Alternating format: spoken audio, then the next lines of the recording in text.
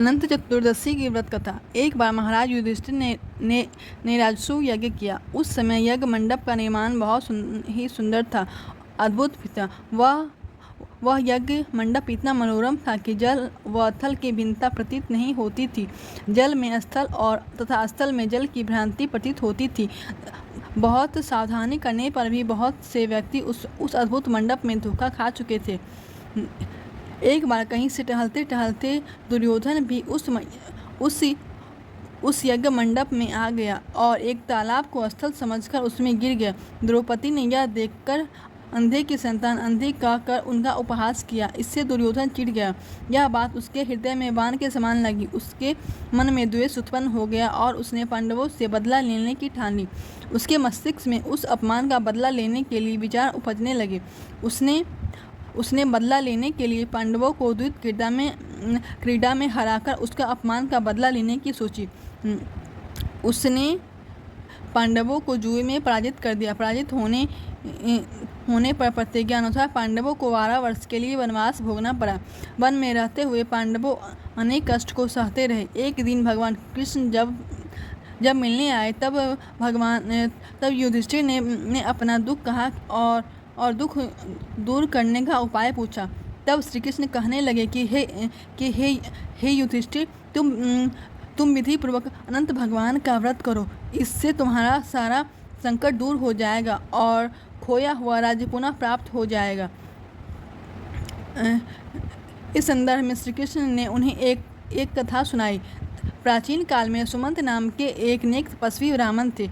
उनकी पत्नी का नाम दीक्षा था। उसकी एक परम सुंदरी धर्मपरायण तथा ज्योतिर्मयी कन्या थी जिसका नाम सुशीला था। सुशीला जब बड़ी हुई तो उसकी माता दीक्षा की मृत्यु हो गई। पत्नी के मरने के बाद सुमंत ने कर्कशा नामक स्त्री से दूसरा विवाह कर लिया। सुशीला का विवाह ब्राह्मण सुमंत ने कंडिक ऋषि के साथ कर दिया। विदाई में कुछ देने की बात पर कर्कशा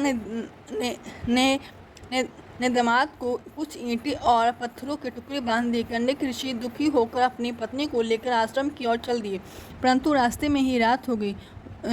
वे नदी के तट पर संध्या करने लगे। सुशीला ने देखा वहाँ पर बहुत सी स्त्रियाँ सुंदर वस्त्र धारण कर किसी देवता की पूजन कर रही थी।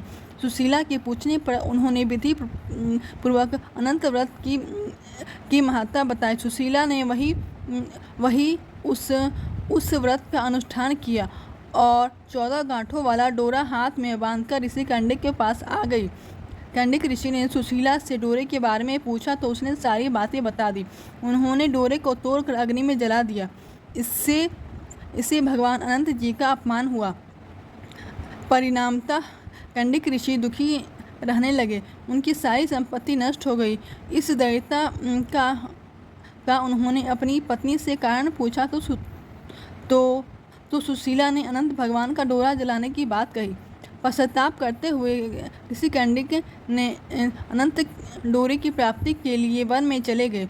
वन में कई दिनों तक भटकते भटकते निराश होकर एक दिन भूमि पर गिर पड़े।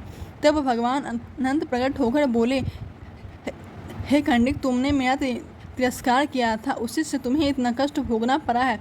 तुम दुखी हुए, तुमने पश्चाताप किया है, इससे मैं तुमसे प्रसन्न हूँ। अब तुम घर जाकर विधि पूर्वक अनंत व्रत करो। 14 वर्ष पर्यंत व्रत करने से तुम्हारा दुख दूर हो जाएगा। तुम धन धान्य से संपन्न हो जाओगे। कंडिक ऋषि ने वैसा ही किया और उन्हें सारे कलेशों से मुक्ति मिल गई। भगवान श्री कृष्ण की आज्ञा से युधिष्ठिर ने भी अनंत भगवान का व्रत किया, जिसके प्रभाव से पांडव महाभारत के युद्ध में विजयी हुए और चिरकाल तक राज्य करते रहे।